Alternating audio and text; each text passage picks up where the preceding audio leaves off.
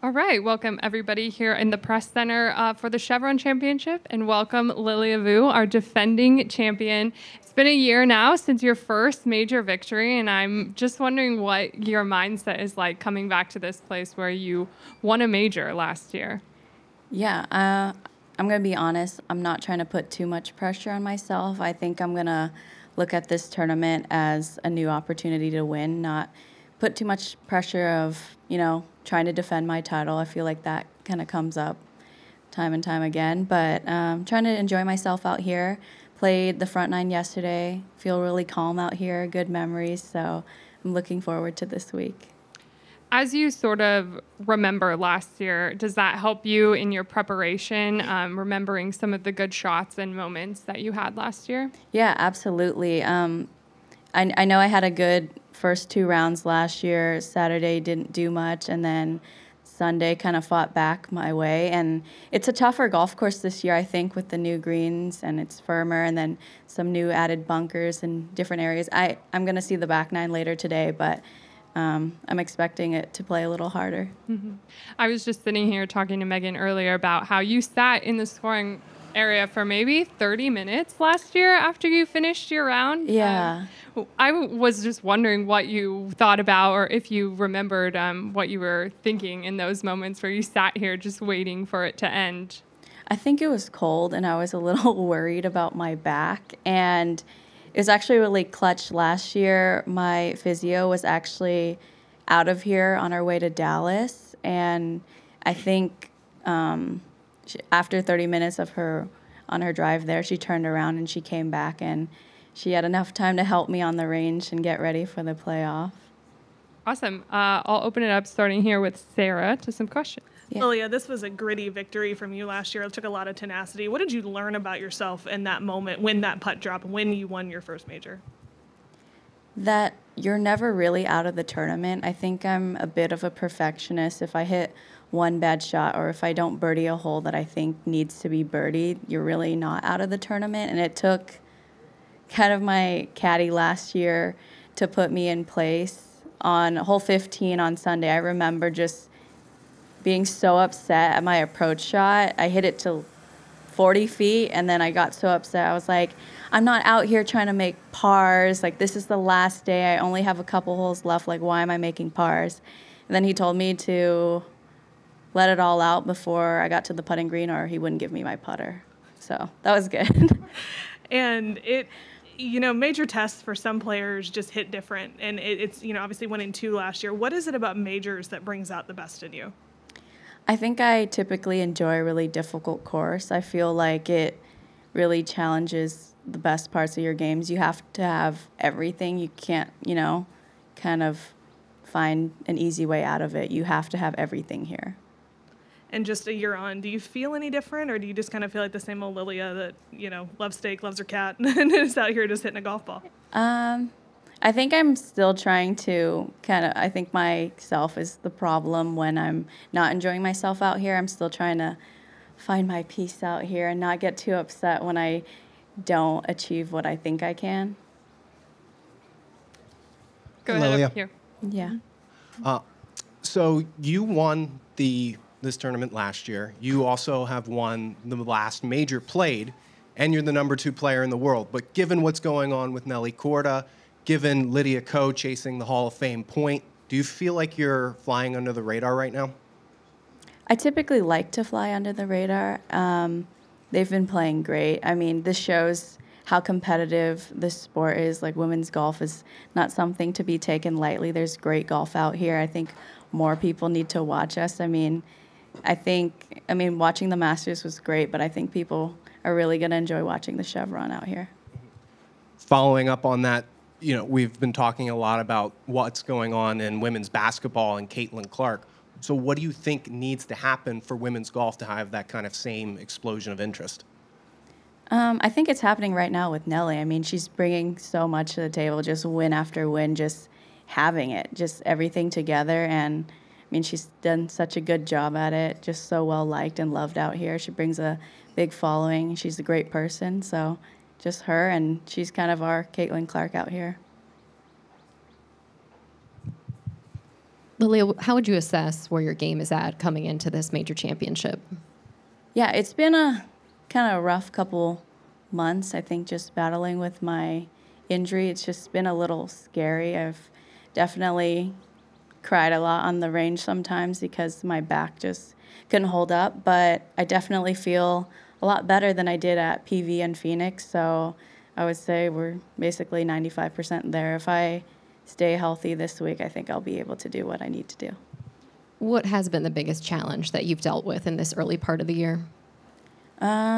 It's just been kind of an up and down, just not being fully physically healthy. And then on the days that I feel physically healthy, then I'll get upset with not performing the way I think I should. And then it's kind of up and down. But I think for me, I'm just going to try and enjoy myself and just, I think the reason my body was angry was because I was internally angry. So last week I told myself, I'm not going to be angry anymore. Whatever happens, happens. Like, you're doing your best that day, so just focus on that. Can you take us through sort of what your physical therapy looks like, or your rehab, how you kind of get yourself physically ready, or after a round, what that looks like? Yeah, so I've definitely kind of put lifting kind of on the back burner, just trying to let myself recover, seeing my physical therapist at home almost every single day. And it kind of kills me that I can't go and train like fully the way I like to, because that's something that I love to do. But I got back into it last week and was fine, so I feel like I'm in a good area for this week. Kind of piggybacking off of that, what's your recovery process like? Like, whether it's if you have a certain playlist, or what it's like? For me, I kind of just definitely do stretching every night. That's something that has been really crucial. Even I've taken that very seriously recently with how my body's reacting, and yeah, but definitely kind of just being nice to myself, reading more. I love to scroll on TikTok. That's a bad thing of mine, but I just constantly do that, and just relaxing and enjoying myself and not kind of punishing myself even though I'm not achieving some stuff that I want to achieve currently. So just being nice to myself. It's all a journey, right? So we've spoken a lot recently about the impact of women's sports. Throughout the weekend, we will talk a lot more about that. And I was wondering, in the position that you're in right now, what advice would you give to a young girl who wants to get into sports? And what does it mean to you when people say, play like a girl? I think when you see someone else doing that, like say, for example, Caitlin Clark, then you can imagine yourself as a little girl doing that. Because I definitely had my inspirations growing up, like Annika Sorenstam and Lorena Ochoa, Sari Pak. And when you see someone able to achieve that, then you can, follow along in their footsteps. And I think people are quick to turn away like, oh, that's not a girl sport. But every single sport is for both men and women. I think anyone can do it. So just follow your dreams, know what you want to do, and then go full force and don't give up. Mm-hmm. Lilia, you mentioned worrying about your back last year at this championship. Angela Stanford was just in here saying that she's had the same physio trainer since 2004. Yeah. Who is your trainer? How long have you had her, and how often is she out here with you? Okay, so at home I have Stephanie Hickerson. She's my physical therapist. And then on the road here, my physio, Annalise.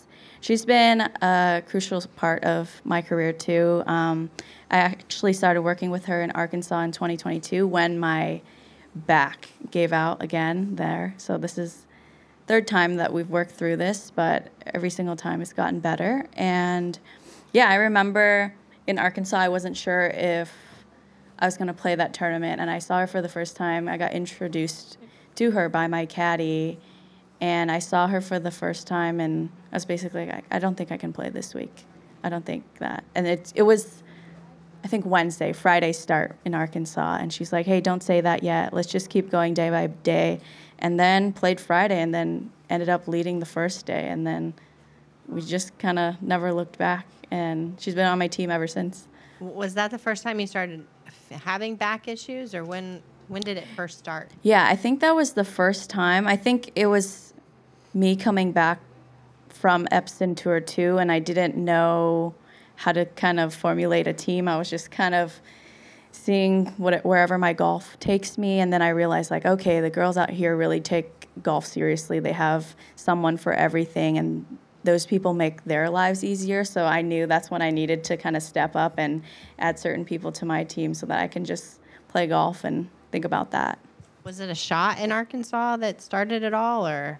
No, it was, I think I was just a little bit sore from the travel from Portland to Arkansas. I don't remember the route, but I remember playing 9 holes on Tuesday and not feeling the greatest, just knowing that it was a little tight, and then it just got progressively worse.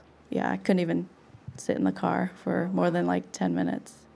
But as you sit here today, it feels good? Yeah, I'm fine now. Thank you. Yeah. I have one back here, and then you can go ahead after this. After winning here last year, how special is it returning to the Houston area and the Woodlands? Does it make it a little more special for you? Yeah, absolutely. I mean, instantly when I landed in Houston, it felt very calming to me. I felt like almost a sort of a home. I don't know why. I just kept thinking about it. Even my parents were talking about it last night, like could be even a place to consider to move. But I love this area. Everyone's super welcoming. I think the energy here is different. Like everybody wants us to be here, looking forward to it. It's just a really fun week overall. And once I hit that first shot on the first hole yesterday, I knew, I was like, oh, this is home. It just feels so right. Yeah, go ahead. Congratulations on your recovery. Oh, thank you. I wanted to ask, since your recovery, how has your patience with yourself grown?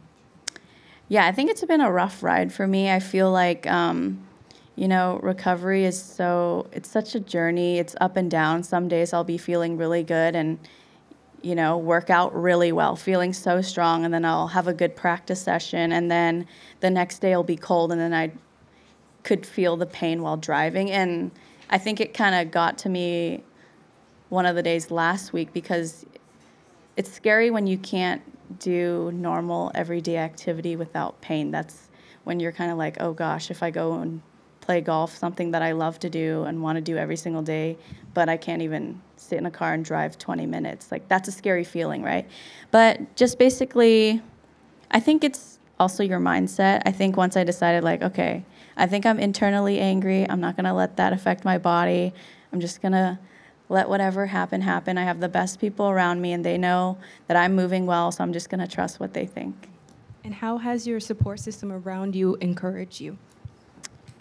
Yeah, they've been really great. I mean, my parents are forever my rock. They believe in me, and they know how hard I can get on myself. They can even sense when I just get really quiet. They're like, are you okay? And they know instantly, and they kind of want me to play this week without pressure. Like, whatever happens. Like, once we landed here on Sunday, my dad was just saying to me, like, whatever happens, just let it be. Don't get angry. Don't get too up and down. Just do your thing. You're good enough. Good luck. Yeah, thank you. Beth Ann, why don't you close us out, and then we'll let you go, Lily.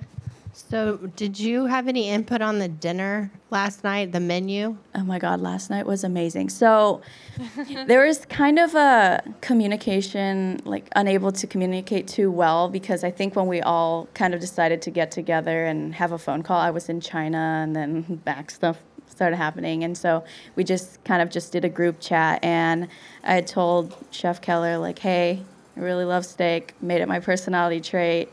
But, and then I also said that I'm Vietnamese, and I kind of want to do some Vietnamese flavors, but you can do whatever you want. Kind of, I know he's so goated, so like just let him do whatever he wants. And he did a great job. I didn't see the menu until I sat down yesterday, and I was very impressed because he made this dish called bak ha, which is something that my mom makes a lot, and that's my favorite thing that she makes. So I was very surprised, and then every single course that came out he hit it out the park. It was so good. And for that Vietnamese dish that he brought out, I looked at my whole table. Everything was clear. Everyone ate every single piece off that plate. Yeah, it was amazing. Did you arrive via helicopter? No. Cupcho tried to convince me, but I was like, no, you go do it. Send me a video after. You're scared? Scared, for sure. All right. Thanks, Lilia. Yeah, thank you.